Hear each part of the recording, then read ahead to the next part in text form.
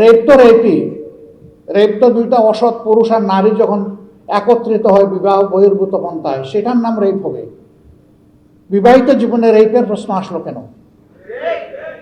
এর মাধ্যমে স্বামী স্ত্রীতে ঝগড়া লাগিয়ে আমাদের আদালতগুলোতে এই মামলা দিয়ে পরিপূর্ণ করে দেওয়া এদের উদ্দেশ্য। প্রথম কথা হলো, গঠিত ওই কমিশন এই জাতির চিন্তা চেতনা, তাহজিব, তামাদ্দুন এবং বিশেষভাবে আল্লাহ তাআলার আইনের বিরুদ্ধে অবস্থান নেওয়ার কারণে তারা প্রত্যাখ্যাত বলে আমরা ঘোষণা করছি। এদের রিপোর্ট বাতিল করার কোনো ব্যাপার নাই, এদেরকেই আগে প্রত্যাখ্যান করতে হবে। এরা প্রত্যাখ্যাত হলে এদের রিপোর্টও শেষ। 2 নম্বর, আমাদেরকে একটু ভাবতে হবে আমাদেরকে কোন দিকে নিয়ে যাওয়ার জন্য জোর করে চেষ্টা করা হচ্ছে। আমাদের শিশুকালে আমরা দেখেছি আমাদের শিক্ষাদান শুরু হতো মক্তবের পাঠ দিয়ে। সকালবেলা মক্তবে যেতাম, ওখান থেকে আসার পরে গোসল করে মা কাপড় পরিয়ে বই হাতে ধরিয়ে স্কুলে পাঠিয়ে দিতেন। এখন খুবই পরিকল্পিতভাবে সবাই মক্তবের এই ধারাকে শেষ করে দেওয়া হয়েছে। বাচ্চা ঘুমাচ্ছে, তাকে কাঁধে ফেলে মা স্কুলের দিকে রওনা করেছেন, ওই মক্তবে যাওয়ার ওই সময় এটাই কেড়ে নেওয়া হয়েছে। ইকরা বিসমি রাব্বিকাল্লাযী খালাক দিয়ে যে শিক্ষা মুসলমানের বাচ্চা শুরু হওয়ার কথা, সেটা অন্য কিছু দিয়ে স্কুলে গিয়ে শুরু হচ্ছে। এই জায়গাটা শেষ করে দেওয়া হয়েছে। সেই প্রজন্মেরই কিছু লোক হয়তো আজকে তারা গোটা নারী সমাজের প্রতিনিধিত্বের কথা বলে সমাজকে বিভ্রান্ত করছেন। তারা কারা? কোরআনের সংস্কারের দাবি নিয়ে আমাদের সামনে এসেছেন। আমাদের কোনো অধিকার আছে তাদেরকে এই অধিকার দেওয়ার? আমরা কে? এই কোরআন আল্লাহ তাআলা নাজিল করেছেন এবং এটার হেফাজতের দায়িত্ব আল্লাহ স্বয়ং নিজে কবুল করেছেন। কিয়ামত পর্যন্ত কেউ এখানে কোনো পরিবর্তন আনতে পারবে না। এরা এত দুঃসাহস কিভাবে দেখালো যে বাংলাদেশে কোরআনের আয়াত এরা পরিবর্তন করে ফেলবে? হ্যাঁ, নিশ্চয়ই তাদের পিছনের কোনো শক্তি তাদেরকে উস্কানি দিচ্ছে। কেন এই মুহূর্তে উস্কানিটা কেন? এই সরকারের তো এটা এজেন্ডা হওয়ার কথা না। আরো বহু গুরুত্বপূর্ণ বিষয় রয়ে গেছে, ওগুলা বাদ দিয়ে ওগুলা নিয়ে কোনো কুল কিনারা নাই। হঠাৎ করে এটা সামনে নিয়ে আসা কেন? এর মূল কারণ, স্বাধীন বাংলাদেশে 54 বছরে মানুষ যা আশা করেছিল পেয়েছে তার উল্টাটা। এই সমাজকে বিভিন্নভাবে কুড়ে কুড়ে ধ্বংস করা হয়েছে। এখন এদেশের দিনদার ইমানদার যে শক্তিটা জেগে উঠেছে, তাকে নিয়ে মানুষ নতুনভাবে স্বপ্ন দেখা শুরু করেছে। এই জায়গায় ইসলামী শক্তির মুখোমুখি আরেকটা শক্তিকে দাঁড় করিয়ে দেওয়া হচ্ছে, জনগণের দৃষ্টিকে ভিন্ন দিকে প্রবাহিত করার জন্য, নিয়ে যাওয়ার জন্য। অতীতের সকল চক্রান্ত এই দেশের মুসলমানরা ঐক্যবদ্ধভাবে প্রতিহত করেছেন। ইনশাআল্লাহ এই চক্রান্ত টিকবে না, এটাও ভেসে যাবে ইনশাআল্লাহ। এরা শুধু আল্লাহ তাআলার কোরআন বিরোধী প্রস্তাবনা নিয়ে আসে নাই, এরা নিজেরা স্ববিরোধীও বটে। একদিকে তাদের ভাষায় তারা নারী পুরুষের সমান অধিকার চায়, আবার তারা বলতেছে সব জায়গায় এত% কোটা নির্ধারণ করতে হবে। তো এটা তো স্ববিরোধী হয়ে গেল না? অধিকার যদি সমান হয় কোটার প্রশ্ন আসবে কেন? যার যার যোগ্যতা প্রমাণ করে নিজ জায়গায় চলে যাও, তাইলে তো কোটার দরকার নাই। কোটা দেওয়া হয় পিছিয়ে পড়া বংশকে তাদেরকে সুযোগ দেওয়ার জন্য। নারীরা এই দেশে পিছিয়ে পড়ে নাই। নারীরা আমাদের মা, আমাদের বোন, আমাদের কন্যা, আমাদের ইজ্জত এবং সম্মানের প্রতীক। এরা তার সব কিছু তছনছ করে দিতে চায়। পরিবারে পরিবারে এরা দাঙ্গা লাগাতে চায়। এখানে প্রস্তাবনায় ম্যারিটাল রেপ বলে একটা কথা এসেছে। রেপ তো রেপই, রেপ তো দুইটা অসৎ পুরুষ আর নারী যখন একত্রিত হয় বিবাহ বহির্ভূত পন্থায়, সেটার নাম রেপ হবে। বিবাহিত জীবনে রেপের প্রশ্ন আসলো কেন? এর মাধ্যমে স্বামী স্ত্রীতে ঝগড়া লাগিয়ে আমাদের আদালতগুলোতে এই মামলা দিয়ে পরিপূর্ণ করে দেওয়া এদের উদ্দেশ্য। এরা সমাজের বিপর্যয়ের জন্য এই প্রস্তাবনাগুলো এনেছে। এই জন্য আবারও বলি, A to Z আমরা এই কমিশনই মানি না। কিসের ওদের আবার রিপোর্ট?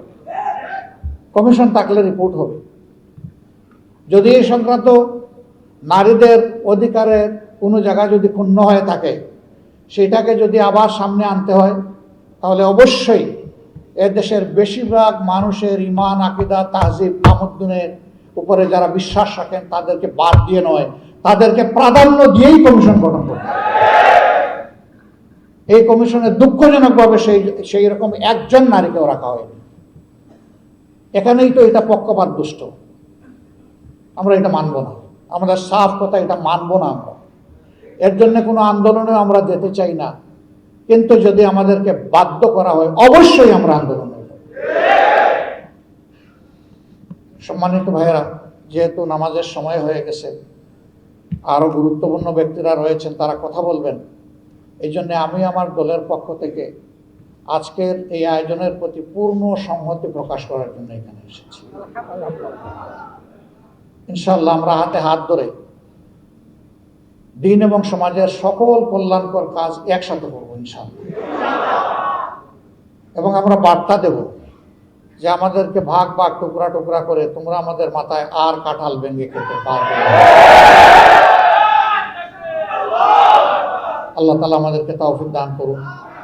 আমাকে এখানে দাওয়াত দিয়ে দুটি কথা বলার সুযোগ তৈরি করে দেওয়ার জন্যে আমি আবারও আয়োজক সংস্থার প্রতি আমার গভীর কৃতজ্ঞতা জ্ঞাপন করছি এবং রাব্বুল আলামিনের দরবারে তৌফিক চাচ্ছি সকল ষড়যন্ত্রের বিরুদ্ধে আমরা বুক টান করে, বুককে শক্ত করে, মহান রবের উপর ভরসা করে আমরা যেন সব ষড়যন্ত্র মোকাবেলা করতে পারি। আল্লাহ যেন তৌফিক দান করেন ইনশাআল্লাহ। আগামীর বাংলাদেশ হবে ইনসাফের বাংলাদেশ, যার উত্থান ঠেকানোর জন্য আজকে এই সুরসুরে দেওয়া হচ্ছে সেই কোরআনের বাংলাদেশ। সবাইকে ধন্যবাদ। আসসালামু আলাইকুম। ইসলাম নারীদের ন্যায্য অধিকার দিয়েছে এবং সেই ন্যায্য অধিকার নিশ্চিত করবার জন্য, প্রতিষ্ঠা করবার জন্য যুগে যুগে যে খয়রুল কুরুন থেকে শুরু করে এ পর্যন্ত ওলামায়ে কেরাম, ইসলামিক নেতৃবৃন্দ কাজ করছেন। বাংলাদেশেও আমরা, বাংলাদেশের ইসলামী সংগঠনগুলো এই গত 53 বছরে নারীদের ন্যায্য অধিকার নিশ্চিত করবার জন্য, ন্যায্য অধিকারের পথ সুগম করবার জন্য অনেক চেষ্টা করেছে এবং এ পথে যত আবর্জনা, বাধা, বিপত্তি আছে, বিশেষ করে ইসলাম বিদ্বেষীরা এ পথে যখন কোনো আবর্জনা নিক্ষেপ করছে, সে আবর্জনা পরিষ্কার করে নারীদের ন্যায্য অধিকার নিশ্চিত করার কাজ প্রকৃতপক্ষে ওলামায়ে কেরাম এবং ইসলামিক নেতৃবৃন্দ করেছেন। নারীদের ন্যায্য অধিকার নিশ্চিত করবার জন্য, প্রতিষ্ঠা করবার জন্য শুধু আমরা মুখে কথা বলেছি এমন না, এর জন্য সংগ্রামও করেছি, আন্দোলনও করেছি, রক্তও দিয়েছি।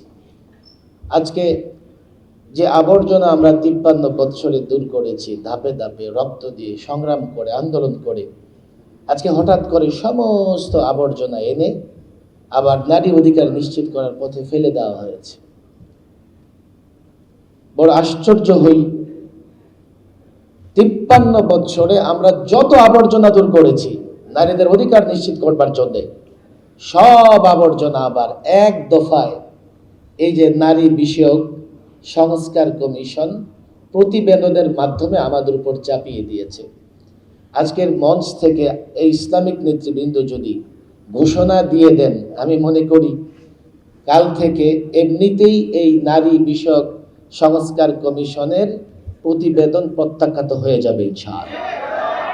সরকারের প্রতি বিশেষ আবেদন, ভুল করেছেন, ভুল থেকে ফিরে আসেন। এই নারী বিষয়ক সংস্কার কমিশনের প্রতিবেদন এবং এই নারী সংস্কার বিষয়ক কমিশন, সংস্কার বিষয়ক যে কমিশন আসছে সেটাও কি করেন, আপনারা বাতিল করেন। আমি মনে করি যে অন্তত আপনাদের অন্যান্য যে সংস্কার কাজ সেটা প্রশ্নবিদ্ধ হবে না। এই নারী বিষয়ক সংস্কার কমিশনের প্রতিবেদন এতটাই সুস্পষ্ট আমাদের কাছে যে এখানে কোরআন সুন্নাহ বিরোধী অন্তত 30 থেকে 32টা ধারা আছে। গত জুমাতে ইমাম সাহেব, খতিব সাহেবরা মসজিদে নিয়ে কথা বলেছেন, আগামী জুমাতেও কথা হবে। 4 লক্ষ মসজিদে যখন এর বিরুদ্ধে কথা হবে, তো নারী বিষয়ক সংস্কার কমিশনের প্রতিবেদন তো যাবেই, আপনাদের অন্যান্য সংস্কার কাজও প্রশ্নবিদ্ধ হবে। এই যে 5 অগাস্টে পরিবর্তনের মধ্য দিয়ে আমরা একটা সংস্কার চাচ্ছি রাষ্ট্র বিনির্মাণের জন্য, আপনাদের এই কাজে ওই কাজগুলো প্রশ্নবিদ্ধ হবে। এই জন্য আমি মনে করি যত দ্রুত সম্ভব, অন্তত আগামী 24 ঘন্টার মধ্যে প্রতিবেদন এবং কমিশন দুটোই বাতিল করেন আপনারা। তারা কেন এই ধরনের কাজগুলো করেছে আমাদের কাছে এটা একেবারে স্পষ্ট। তারা ইসলামের পারিবারিক রীতিনীতিকে বিকৃত কিংবা মানব রচিত কোনো ধর্মের পারিবারিক রীতিনীতির সঙ্গে তুলনা করেছে। ওরা মেধা এবং মস্তিষ্কে বধির, ওরা ইসলাম নিয়ে পড়াশোনা করে না, কিন্তু অন্যান্য বিকৃত ধর্মমত নিয়ে ঠিকই তারা পড়াশোনা করেছে। তারা মনে করেছে পৌত্তলিকতার যে ধর্ম আছে তার মতোই মনে হয় ইসলাম, বা বিকৃত ধর্মগুলোর মতোই ইসলাম। এই জায়গা থেকেই তারা সব ধর্ম গুলিয়ে ফেলে কোরআন সুন্নাহ বিরোধী প্রতিবেদন দাখিল করেছে। আজকের মঞ্চ থেকে নিঃসন্দেহে এই বিষয়ের উপর একমত হয়ে ইসলামিক নেতৃবৃন্দ এসছেন। ওনারা বলে দেবেন আবারও এই অন্তর্বর্তীকালীন সরকার বা সরকারের দায়িত্বশীলদের প্রতি আমার স্পষ্ট সেই অনুরোধ, আপনারা অনতি বিলম্বে এই প্রতিবেদন এবং কমিশন দুটোকেই বাতিল করেন, প্রত্যাখ্যান করেন। তাহলে আপনাদের অন্যান্য সংস্কার কার্যক্রম মানুষ হয়তোবা সেটা নিয়ে বিবেচনা করবে, না হলে নিঃসন্দেহে সেটা প্রশ্নবিদ্ধ হবে। আল্লাহ তাবারক ওয়া তাআলা তৌফিক দান করুন।